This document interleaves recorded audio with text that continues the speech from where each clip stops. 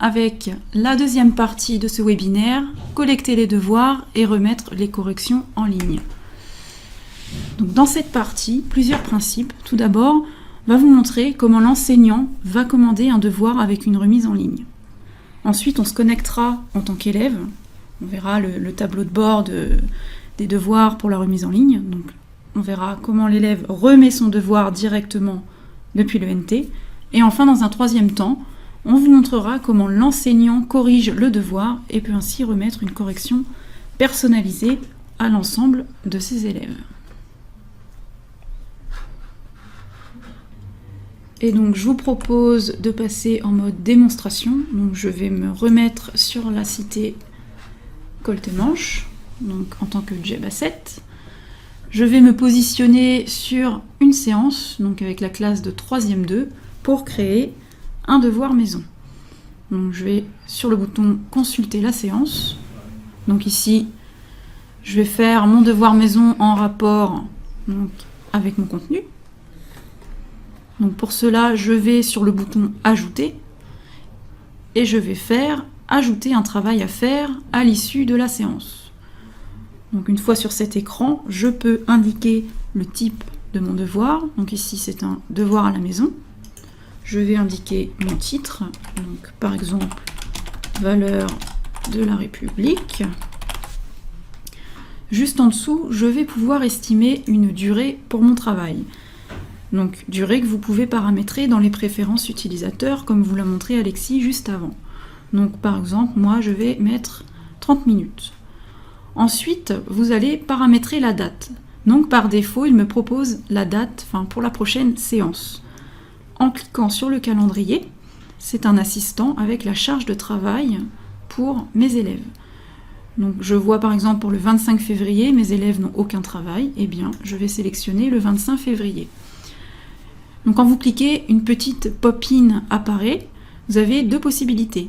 Soit de positionner le devoir maison sur la séance de 15 à 16 heures, ou bien alors de proposer aux élèves de vous remettre le devoir sur toute la journée. Donc moi, je vais le laisser par défaut sur la séance de 15 à 16 heures. On voit bien l'intérêt de cette fonctionnalité qui permet de lisser la charge de travail journalière. Demande que vous avez certainement de façon récurrente dans les établissements, de la part des parents notamment, et des élèves. Donc cet assistant permet d'avoir cette information. Pour cela aussi, il faut que les collègues enseignants renseignent eux aussi des durées estimées pour calculer cette charge. Et donc je n'oublie pas d'activer la remise en ligne. Donc je poursuis mon contenu et donc pour gagner du temps, j'ai préparé en amont de ce webinaire le texte. Donc le texte que j'ai préparé et que je vais venir insérer dans mon contenu. Voilà, comme ceci. Et donc dans ce devoir maison, je vais demander à mes élèves de visionner également une vidéo. Donc je vais récupérer le lien de cette vidéo directement depuis mon navigateur internet et je vais venir le glisser-déposer dans mon contenu. Vous voyez, la vidéo s'intègre automatiquement. Alors cette fonctionnalité est disponible dans la version 3.8.3. Si vous n'avez pas encore cette fonctionnalité, vous l'aurez d'ici quelques semaines. Donc c'est la version 3.8.3. Et donc je continue d'enrichir mon contenu avec la liste des documents. Voilà, comme ceci. Donc ma consigne est terminée. Et je vais ajouter le fichier en pièce jointe pour que mes élèves puissent remplir ce document et me le renvoyer une fois terminé. Donc j'ai deux possibilités, soit récupérer un fichier depuis mon ordinateur ou soit depuis mon porte-document, comme c'est le cas ici. Donc en cliquant, une pop-up s'affiche, j'ai le dossier donc éducation civique 3e 2 et j'ai mon devoir sur la République que je vais sélectionner. Voilà. Alors bien sûr, Julie l'a intégré en amont dans son porte-document. Ce cas d'usage illustre bien l'intégration forte des différents modules de cas d'école entre eux. Le porte-document communique directement avec le cahier de texte, et donc à partir du cahier de texte, on peut aller chercher dans le porte-document une information, et notamment là ici le fichier larépublique.odt. Donc voilà, mon contenu est prêt et je n'oublie pas de valider. Voilà, donc mon contenu est bien inséré et maintenant je vous propose de se connecter en tant qu'élève afin de voir comment se passe la remise d'un devoir. Alors je vais me connecter avec l'élève directement sur le NT. En Lourens Agilité. Et à partir de la page d'accueil de l'ENT, remontent les informations essentielles de l'élève.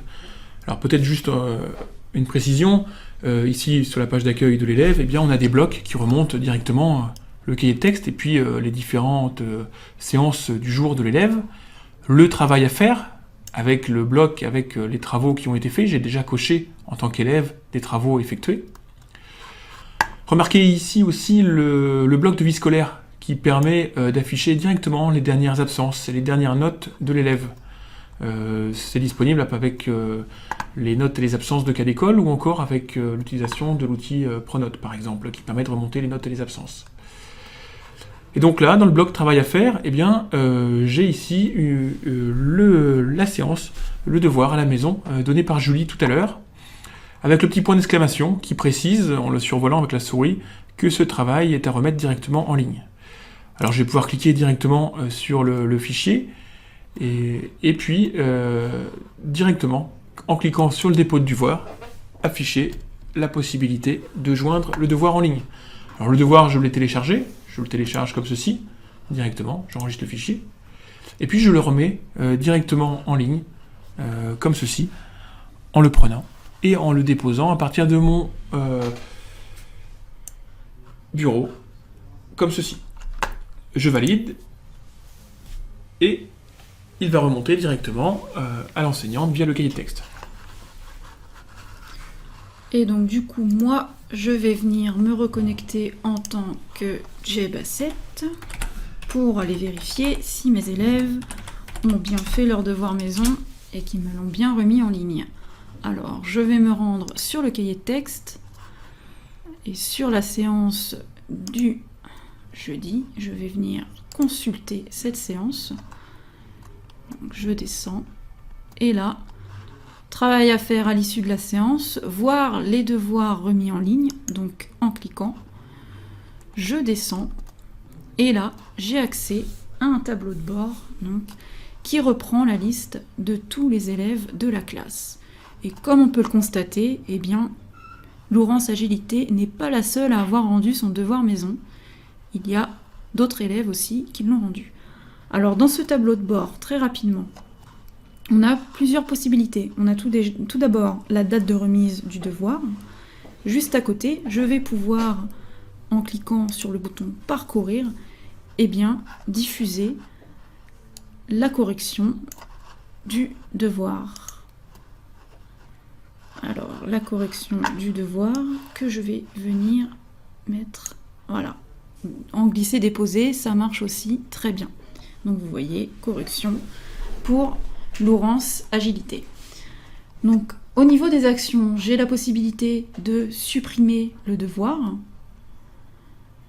Je peux aussi relancer les élèves qui ont oublié de me rendre les devoirs. Donc automatiquement, si je clique sur cette icône, je vais être dirigé sur la messagerie et ça va donc envoyer un message à l'élève en question. Et je peux aussi très bien dispenser l'élève de la remise. Donc lorsque je descends, vous voyez ici, je peux enregistrer les documents, c'est-à-dire tous les devoirs que les élèves m'auront déposés à cet endroit dans mon porte-documents. Je peux très bien télécharger aussi les devoirs dans un format zip et faire une relance en masse des élèves qui n'ont pas rendu les devoirs, mais aussi envoyer l'ensemble des corrections. Alors moi, pour cet exemple, je vais enregistrer donc les devoirs des élèves dans mon porte-documents. Donc on va se rendre justement dans le porte-documents.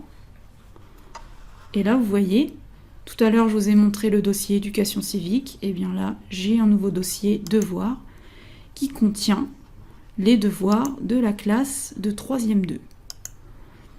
Et vous voyez, pour chaque devoir, le nom de l'élève est préfixé devant le devoir, ce qui est très intéressant et surtout très pratique, puisqu'en tant qu'enseignant, je ne vais pas avoir besoin de renommer tous les devoirs de mes élèves. Alors encore un exemple d'intégration très forte du porte-document avec le cahier de texte. Ici, les devoirs sont collectés par le cahier de texte et puis on les archive dans son porte-document. Et puis aussi, on en profite pour ajouter une information supplémentaire qui est le nom de l'élève attaché au fichier, comme le fichier initial le fichier initial porte le même nom, et que les élèves n'ont pas changé les termes.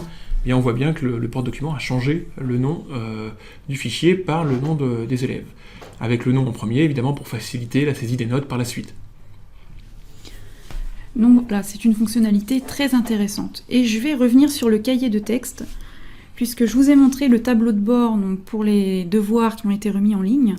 Mais lorsque les élèves n'ont pas rendu leurs devoirs en temps et en heure, je vous montre un exemple du tableau de bord. Eh bien, vous allez voir, vous avez des lignes rouges qui apparaissent. Donc par exemple, là, pour ce devoir, Laurence Agilité et Mathieu Agrinche m'ont rendu leurs devoirs en retard. On voit bien, ce travail a été donné le lundi 15 février 2016 à 13h. Ils l'ont rendu juste après la séance, me semble-t-il, après 13h. Et donc, par conséquent, la ligne s'affiche en rouge. Donc, directement, d'un coup d'œil, on voit directement les élèves retardataires. Donc, voilà ce que je pouvais vous dire sur la création d'un devoir et l'activation d'une remise en ligne. Donc, on va maintenant passer à la suite.